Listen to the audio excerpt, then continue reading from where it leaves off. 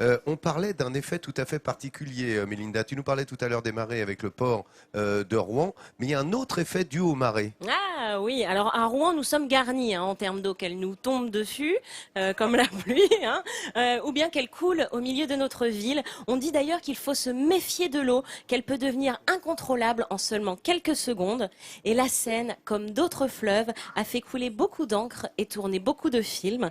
La Seine qui, en une seule vague, devenait jusqu'en 1963 furieuse et dangereuse. C'est là encore que les images d'archives nous racontent mieux que les livres d'histoire la vie d'avant. Alors regardez avec attention, mais éloignez-vous des berges de la Seine tout de même.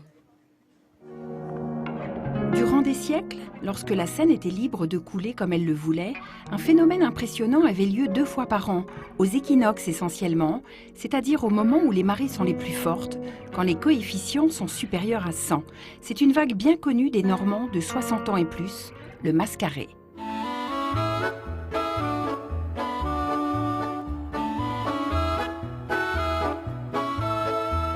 Au moment où la marée redescend et que la marée montante arrive, qui est donc plus importante que d'habitude, on a une onde de choc qui se produit et qui crée une vague qui peut être vraiment très spectaculaire et qui peut atteindre jusqu'à 2,50 m de haut.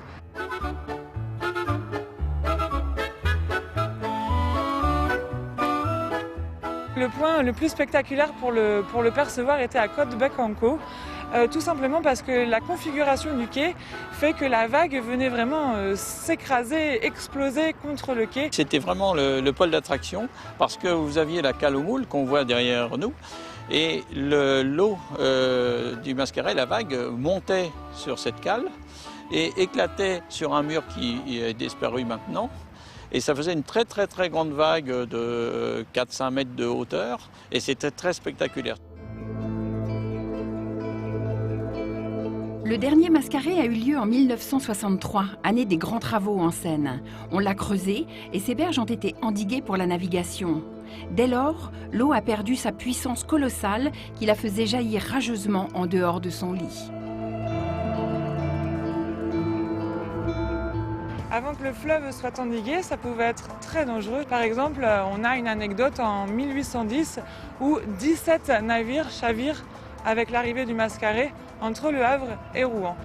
Tous ceux qui l'ont connu en parlent avec beaucoup d'émotion. C'était l'attraction normande par excellence. Mais son danger n'était pas vraiment estimé à sa juste valeur. On était rincés, ça c'était drôle, mais des dizaines de personnes étaient emportées et on déplorait aussi des morts chaque année.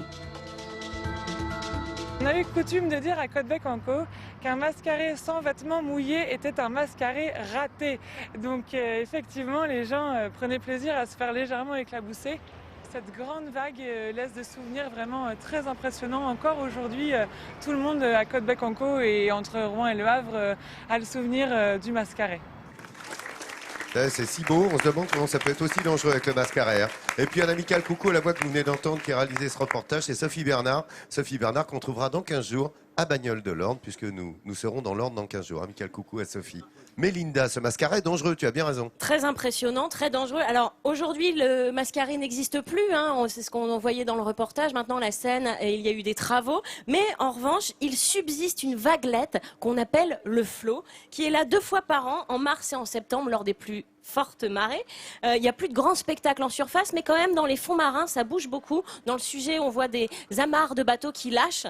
Mais il n'y a pas que les bateaux qui sont secoués. Regardez ces images, Nathalie, je suis sûre que ça va vous faire sourire. Il y a Loïc et Thomas du Viking Surf Club de Berville-sur-Seine. C'est tout près de Duclair, à 20 km. Voilà, c'est ça le flot. Eh bien, ces 2 garçons voulaient surfer sur le flot, le Mascaret d'aujourd'hui, et ils l'ont fait, figurez-vous. Mais c'est quand même ahurissant qu'à 80 km de la mer, il y ait encore une petite vague, un petit Mascaret. Qui subsiste. On appelle le flot ici. Voilà, c'est ça.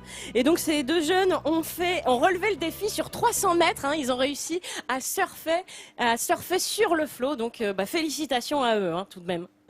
Écoute, merci beaucoup. C'est très sympa de voir surfer sur la Seine.